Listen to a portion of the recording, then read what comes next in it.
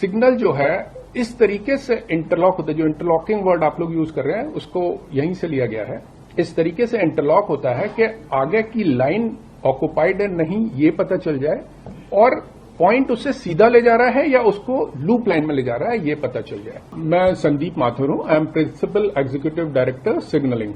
जो हम लोगों के कोई भी स्टेशन होता है जिसमें आपने देखा कि दो लाइनें जो जा रही हैं, एक अप और एक डाउन, उस स्टेशन पे दो और लूप लाइन्स होती हैं। तो उस मेन लाइन पे अगर सीधा ट्रेन को चलना है तो कोई इश्यू नहीं है, बट अगर लूप लाइन में हमें ट्रेन को ले जाना है तो एक पॉइंट होता है जो कि इसमें आपको दिखाया हुआ है नक्शे में, उसके ऊपर तो उस पॉइंट को हमें ऑपरेट करना होता है जिससे वो आगे पीछे ट्रेन सीधी जाएगी या लूप में जाएगी। दूसरी चीज हम लोगों को ये डिटेक्ट करना होता है कि वो आगे की जो ट्रैक है वो ऑक्युपाइड है या अनऑक्युपाइड है।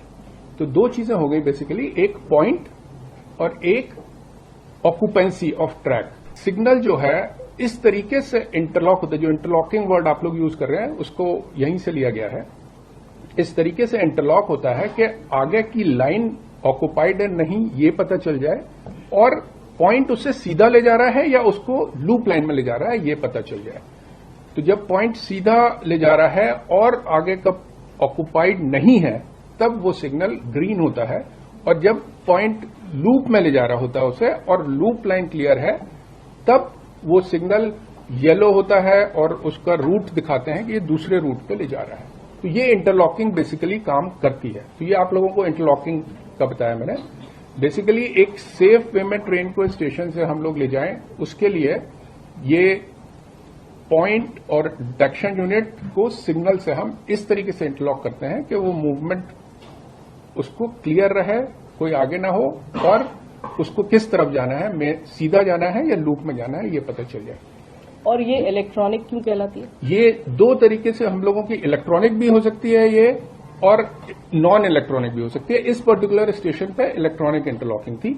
जब ये इंटरलॉकिंग हम किसी कंप्यूटर बेस्ड सिस्टम से हम लोग करते हैं, वो उसमें ये डिफाइन हो जाता है कि आगे का ट्रैक ऑक्युपाइड है या नहीं, वो हम इलेक्ट्रॉनिकली पता करते हैं और उसमें आपस में इंटरलॉकिंग करते थे, तब इलेक्ट्रॉनिक इंटरलॉकिंग कहलाती है। और कई जगह पे हम लोग रिलेस से ये इंटरलॉकिंग करते हैं और कई जगह पे अभी भी कुछ स्टेशन पे, कहीं पे नहीं कहूंगा, अभी सिर्फ आउट ऑफ 7000 स्टेशन कुछ 100 स्टेशन पे लीवर्स के थ्रू हम ये लोग इंटरलॉकिंग करते हैं। तो ये इंटरलॉकिंग है और इस पर्टिकुलर स्टेशन पे इलेक्ट्रॉनिक इंटरलॉकिंग थी। Let us answer both the questions. One, it is supposed to be tamper proof. It is supposed to be error proof. उसका exact word बता देता हूँ। हाँ, It is called as fail safe system. It will fail on a safer side. ठीक है, अगर fail भी हो गया तो सिग्नल लाल हो जाएगा, मतलब गाड़ी रोक दो बेसिकली। अगर फेल हुआ तो उसमें फेल सेफ सिस्टम है। फेलियर कंप्यूटर समझता है, लॉजिक समझता है और उसको डिटेक्ट करेगा अगर कि यहाँ पे कोई फेलियर है तो वो सारे सिग्नल लाल हो जाएंगे, फेल सेफ हो जाएगा और गाड़ियां बंद हो जाएंगी कि पहले आप रुक जाइए, लेट अस चेक क्या प्रॉब्लम है, तभी आप आगे जाइए। तो ये फेल सेफ सिस्टम है as far as the tampering and the error part of it is concern. But however as it is being suspected there was some kind of a problem in the system, whether it was a physical error कि मान लीजिए, मैं इस particular case के संदर्भ में नहीं बता रही हूं, अगर possibilities of what can go wrong.